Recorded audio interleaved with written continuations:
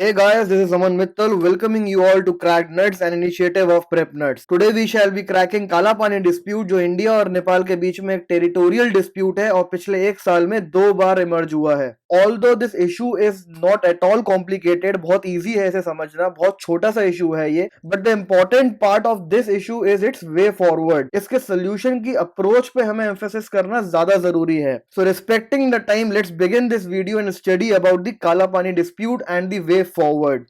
Before coming to the topic, मैं आपको बताना चाहता हूं कि प्रेप नट्स का एक डेली न्यूज नट्स इनिशिएटिव है जिसमें on daily basis we try to deliver you all the essential news that you must read. और हमारा कवरेज रेस्ट्रिक्टेड नहीं है एक ही सोर्स से. We include articles from the Hindu, Indian Express and PIB as well. और डेली न्यूज नट्स का objective ये है कि आप लोग खुद से सीख पाए कि कौन सी न्यूज पढ़नी चाहिए, उसे कैसे पढ़ना चाहिए एंड द मोस्ट इंपॉर्टेंट उसे यूज कैसे करना चाहिए. और डेली न्यूज नट्स का एम्फोसिस रहता है एप्लीकेशन पार्ट पे कि आपको यूज कैसे करना है वो न्यूज अपने एग्जामिनेशन में. So please subscribe to our channel and do look forward for the daily news nuts which we give on daily basis. Coming on to the today's topic now. Recently May 2020 में India ने एक link road inaugurate करा जो कि link कर रहा है धारचूला को लिपुलेख पास से. लिपुलेख पास उत्तराखंड में है और यहाँ से कैलाश मानसरोवर का रास्ता निकलता है. तो इंडिया ने एक नई लिंक रोड डेवलप करी जो कि ट्रैवल टाइम को काफी ज्यादा रिड्यूस कर देगी और पिलग्रिमेज काफी ज्यादा कंफर्टेबल कर देगी. जैसे ही इस रोड का इनॉग्रेशन हुआ, नेपाल गवर्नमेंट से स्ट्रॉन्ग ऑब्जेक्शन आया कि ये रोड नेपाली टेरिटरी से पास होती है और इंडिया ने इस रोड का इनॉग्रेशन करके नेपाल की सॉवरेनिटी को वायलेट किया है. So this new road connecting to the Lipulekh pass passes through the Kala Pani region and that region is claimed by Nepal. लेकिन इंडिया का यह कहना है कि काला पानी रीजन इंडिया का पार्ट है. इसके पहले काला पानी डिस्प्यूट एक बार और इमर्ज हुआ था जब इंडियन गवर्नमेंट ने नया पॉलिटिकल मैप लॉन्च करा था after the reorganisation of the Jammu and Kashmir. उस मैप में इंडिया ने अगेन काला पानी रीजन को अपना पार्ट बताया था और तब भी नेपाल ने इस पे ऑब्जेक्शन उठाया था कि Kala Pani is their region and India can not offend Nepal sovereignty. So before going further हम काला पानी रीजन को लोकेट कर लेते हैं मैप में कि वो एक्चुअली है कहां पे. So as you can see out here that this is Uttarakhand, this is Nepal, this is Tibet, and here at the tri-junction of all the three countries is the Kala Pani region. तो ये काला Pani reason India को तिब्बत पे link करता है और तिब्बत में कैलाश मानसरोवर है जहां पे पिलग्रिमेज होता है. एक और रास्ता है कैलाश मानसरोवर जाने का, that is the Nathula pass which is in the Sikkim. तो कैलाश मानसरोवर को जाने के लिए दो रास्ते हैं इंडिया से. The one is Lipulekh pass, the second is the Nathula pass. Now let us understand the background of this issue कि ये इशू है क्या. काला पानी इशू, काला पानी डिस्प्यूट, ये राइज कैसे हुआ, इसका ओरिजिन क्या है. तो जैसे कि हमको पता है कि इंडिया और नेपाल दोनों ब्रिटिश की कॉलोनी थे and after the Anglo Nepal war of 1814 एक ट्रीटी साइन हुई, that is the Sugauli treaty which was signed in the 1816. इस ट्रीटी का पर्पस ये था कि बॉर्डर्स का डिमार्केशन हो between Nepal and the British India. तो इस ट्रीटी में ये डिसाइड किया गया कि जो वेस्टर्न बॉर्डर है between British India and Nepal that would be demarcated by the Mahakali river और जो ईस्टर्न बाउंड्री है between British India and Nepal that would be demarcated by the Mechi river. तो ये दो रिवर्स को बाउंड्री की तरह ट्रीट किया गया और ब्रिटिश इंडिया और नेपाल के बीच में बॉर्डर्स बनाए गए. तो ये जो सारा डिस्प्यूट है of the Kala Pani reason ये महाकाली रिवर से ओरिजिनेट होता है. इस रिवर को काफी नामों से जाना जाता है लाइक काली, महाकाली, सरजू, घोगरा एक्सेट्रा. लेकिन इस रिवर को अभी तक डिमार्केट नहीं किया है, मतलब इसका कार्टोग्राफिकल रिप्रेजेंटेशन अभी तक प्रॉपर नहीं है. ये चीज क्लियर नहीं है कि महाकाली रिवर का एक्चुअल ओरिजिनेशन है कहां से. और इस रिवर के ओरिजिन को लेके काफी अलग अलग स्टडीज ने अलग अलग थ्योरीज दी हैं. तो दैट इज द रीजन कि इस रिवर का अभी तक प्रॉपर सोर्स पता नहीं चल पाया है. इसको हम ऐसा भी समझ सकते हैं कि अगर कोई भी एक रिवर है तो उसकी काफी सारी ट्रिब्यूटरीज होती हैं. उस रिवर को काफी सारी छोटी छोटी रिवर्स मिलके बनाती हैं एक बड़ी रिवर. तो अगर हम सपोज करें कि ये बड़ी रिवर महाकाली है तो ये सारी छोटी ट्रिब्यूटरीज ने मिलकर महाकाली को बनाया है. तो अब ये पता लगाना बहुत ज्यादा मुश्किल है कि इस महाकाली रिवर का ओरिजिनल सोर्स रिवर या ओरिजिनल सोर्स ट्रिब्यूटरी कौन सी है, बिकॉज मेनी ट्रिब्यूटरीज और many small rivulets are pouring their water into this river. तो नेपाल का ये मानना है कि जो रिवर वेस्ट में है वो एक्चुअल ट्रिब्यूटरी है महाकाली रिवर की, जबकि इंडिया का ये मानना है कि जो रिवर ईस्ट में है वो एक्चुअल ट्रिब्यूटरी है महाकाली की। तो ये जो दो रिवर्स के बीच में रीजन फंस गया, that is the Kala Pani reason. तो अगर नेपाल की बात सही मान ली जाए कि ये वेस्ट वाली tributary is the original Mahakali river, then this region would go to the Nepal. लेकिन अगर इंडिया की बात सही मानी जाए कि ये ईस्ट वाली river is the original source of Mahakali, then this region would belong to the India. तो this is the crux of the issue कि सोगोली ट्रीटी ने बस इतना बोल दिया कि महाकाली रिवर जो है वो बाउंड्री फॉर्म करेगी, but the original source of Mahakali could not be determined, और उसके कारण ये टेरिटोरियल डिस्प्यूट इमर्ज हो गया। एंड फॉर योर इंफॉर्मेशन, ये एक बहुत ही छोटा रीजन है। This is of about 327 square kilometres in its area. तो ये कोई इतना बड़ा एरिया नहीं है, ये बहुत छोटा सा एरिया है। तो इस एरिया के कारण इतना बड़ा डिस्प्यूट क्यों है? ये एमिकेबली भी रिजॉल्व हो सकता है। इंडिया चाहे तो पूरी लैंड दे सकता है, जैसे इंडिया ने एनक्लेव शेयर किए थे बांग्लादेश के साथ, बट इस केस में इंडिया ऐसा नहीं कर रहा है। ऐसा क्यों? So there is some significance of this region. Now it is important for us to know the significance of the Kala Pani region. So there are two basic significance of the Kala Pani region. One is cultural and second is strategic. So as we saw in the initial part of this video कि काला पानी region is a tri-junction of India, Nepal and China. तो अगर हम India की बात करें, so from the strategic और from the security point of view ये रीजन काफी सिग्निफिकेंस होल्ड करता है, जो 1962 इंडिया चाइना वॉर के बाद से देखने को मिला, जब इंडिया ने काला पानी रीजन को सेफ जोन डिक्लेयर कर दिया और इंडियन ट्रूप्स वहां पे चले गए। So this region provides India a better assessment of the movement of Chinese troops. ये रीजन का ऑल्टीट्यूड काफी ज्यादा है, it is at about 20,000 feet. तो इस हाइट से इंडियन फोर्सेस काफी इजीली चेक रख पाती हैं चाइनीज मूवमेंट्स पर। And also there was an agreement between India and China in 2015 जिसमें ये डिसाइड हुआ कि इंडिया इस कॉरिडोर को जब चाहे तब यूज करेगा। लेकिन इस एग्रीमेंट के साथ एक छोटी सी प्रॉब्लम ये थी कि इस एग्रीमेंट में नेपाल को कॉन्फिडेंस में नहीं लिया गया। मतलब जो एरिया जिस पे नेपाल क्लेम कर रहा है उसके ऊपर एग्रीमेंट इंडिया और चाइना ने आपस में मिलकर कर लिया without taking into confidence the concerns of Nepal. और अगर हम सेकंड इंपॉर्टेंस की बात करें, then there is trade as well. ये जो रीजन है that is the Lipulekh pass जो है, ये हिस्टोरिकली भोटियाल्स यूज करते आए हैं उत्तराखंड का। It has been their trading route and since then it has acted as a trading window with Tibet. तो इंडिया का जो तिब्बत के साथ ट्रेड है वो काफी फ्लो होता है इस पास से, and this helps India to maintain economic relationship with the Tibet region. So ये हो गया strategic significance of the Kala Pani reason, जहां पे इंडियन ट्रूप्स डिप्लॉयड हैं। For your information, it is the ITBP, that is the Indo Tibetan border police force, जो इस reason को guard करती है। अब हम आते हैं कल्चरल सिग्निफिकेंस में। So as we saw in the first part of the video that this ring road has been inaugurated for easy travel of the Kailash Yatra pilgrims. So definitely ये जो रीजन है, ये जो कॉरिडोर है, ये एक कल्चरल पॉइंट ऑफ व्यू से important है because it is an important route for the Kailash Mansarovar यात्रीज। तो ये दो सिग्निफिकेंस बहुत इंपॉर्टेंट है, specially the strategic significance, because of which India is reluctant to resolve the issue of Kala Pani. Now it is important to understand the Nepal's arguments and Nepal's concerns. तो नेपाल का ये कहना है कि Sugauli treaty के बाद जो पहला मैप रिलीज किया गया था उसमें काला पानी रीजन को नेपाल का पार्ट शो किया था, बिकॉज जो महाकाली रिवर का ओरिजिन है वो लिम्पी या दुरा से बताया था जो कि नेपाल में है। बट 1880 के बाद से जो भी मैप रिलीज हुए उसमें पुराने वाले डिपिक्शन को चेंज कर दिया गया और जो ओरिजिनल सोर्स था महाकाली का वो ब्रिटिश इंडिया की टेरिटरी से शो होना स्टार्ट हो गया।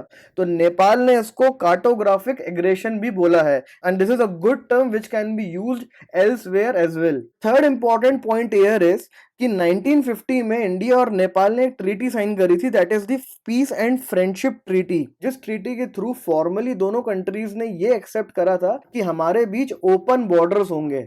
ओपन बॉर्डर से ये मतलब है कि बॉर्डर चेक पोस्ट तो वहां पे होंगे, but there would not be requirement of any visa और passport to visit the country. So this treaty actually acted as the spring board of opportunities. इस ट्रीटी के कारण दोनों कंट्रीज को काफी ज्यादा फायदा हुआ। इंडियन कंपनीज ने नेपाल में बहुत ज्यादा इन्वेस्टमेंट करा, specially in the field of infrastructure, electricity, और नेपाल के लोगों को काफी ज्यादा एम्प्लॉयमेंट मिला, एजुकेशन मिली, हेल्थ केयर फैसिलिटीज मिली फ्रॉम इंडिया।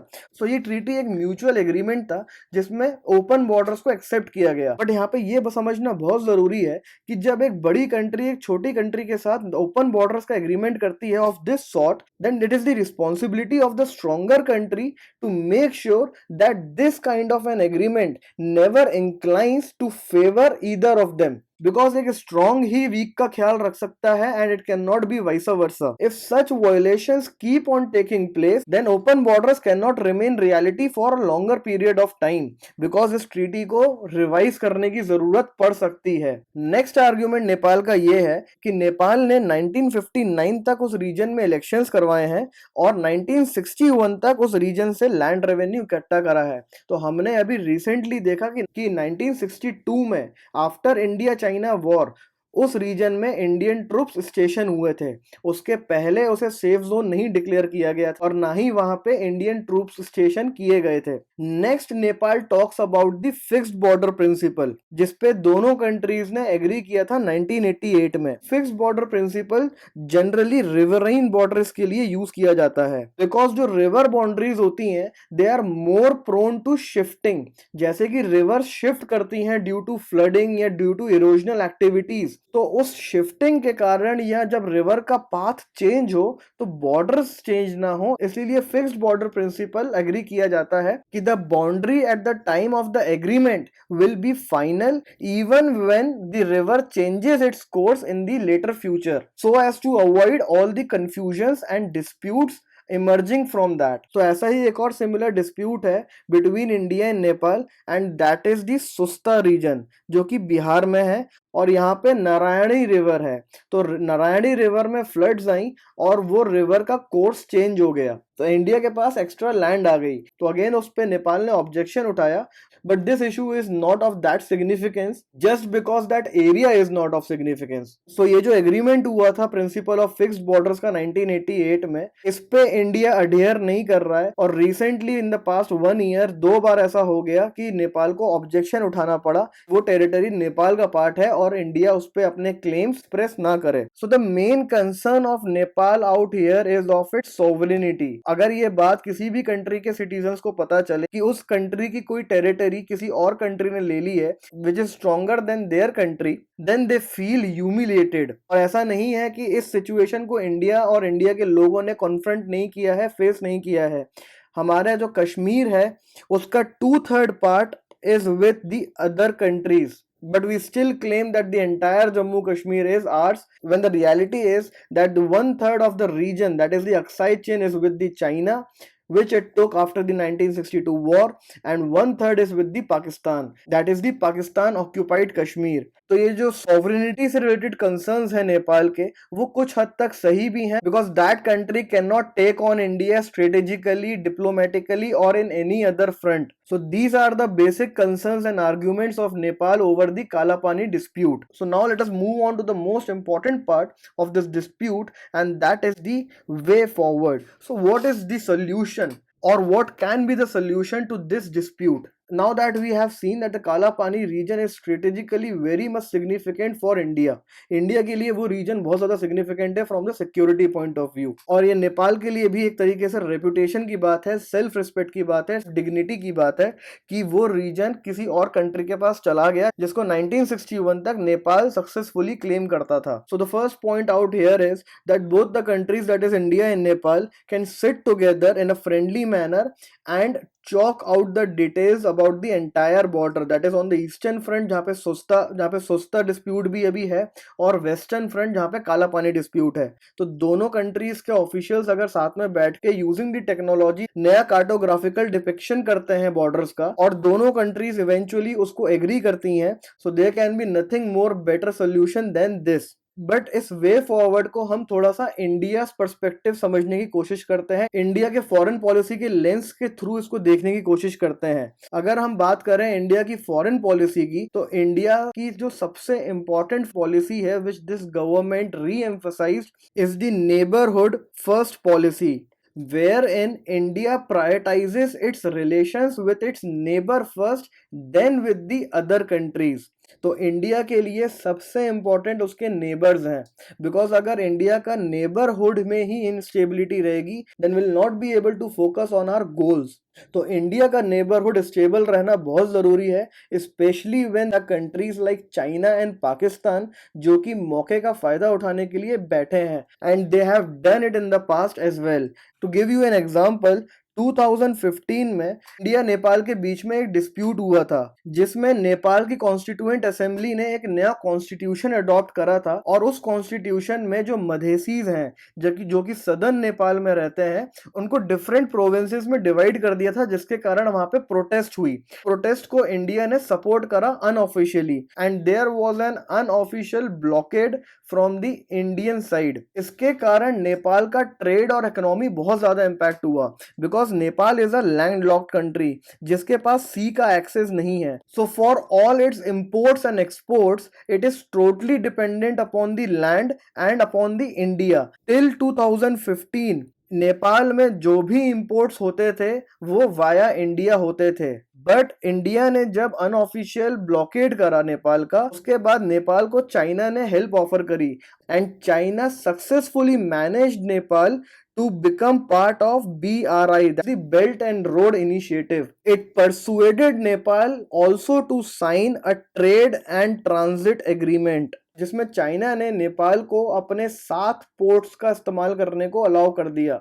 जो कंट्री सिर्फ इंडिया पे डिपेंडेंट थी, जिसका सारा ट्रेड वाया इंडिया जाता था, अब उसके पास एक और ऑप्शन है चाइना, बिकॉज चाइना के 7 पोर्ट्स ओपन है अब नेपाल के लिए, और नेपाल वहां से अपना ट्रेड कर सकता है। So it is now not totally dependent upon the India. So this was a major diplomatic defeat for India, और इस टाइप की सिचुएशंस दोबारा राइज ना हो, इसीलिए इंडिया को अपनी नेबरहुड फर्स्ट पॉलिसी को वापस रिविजिट करना पड़ेगा, so as to push and strengthen its ties with the neighbours. Second important point is about the Gujral doctrine, wherein it was stated that India should follow the policy of non-reciprocity with our neighbors। तो इस doctrine में जो कि 1996 में आई थी, इसमें ये state किया गया था कि इंडिया को रेसिप्रोकल टाइज की तरफ नहीं बढ़ना चाहिए, specially when it is trying to develop and create ties with its neighbours, because India acts as a big brother for this region, specially the South Asian region. India इस region का big brother है। All countries are in some और the other manner dependent upon India, specially when it comes to the security. तो India पूरे region को security provide करता है। It is the economic power house of the entire region. It provides employment, market to the entire region. So India should act as a big brother and should take care of other small countries like Nepal, Bhutan, Bangladesh, Sri Lanka, etc. by adopting the principle of non-reciprocity। मतलब बदले में कुछ मिलेगा तभी हम करेंगे। So this should not be the ethos of our foreign policy. It is a high time that India should revisit Gujral doctrine in light of the neighbourhood first policy, so as to find the solution of the Kala Pani dispute. And the last thing would be that this issue needs to be solved amicably through diplomatic channels and proactive engagement of high level officials, including the Prime Minister if need be. So this was all in the Kala Pani dispute. Hope we have cracked it right. Please do subscribe our channel and follow the Daily News Nuts for daily updates. Do post your queries, comments, suggestions in the comment section below. Keep learning. Thank you.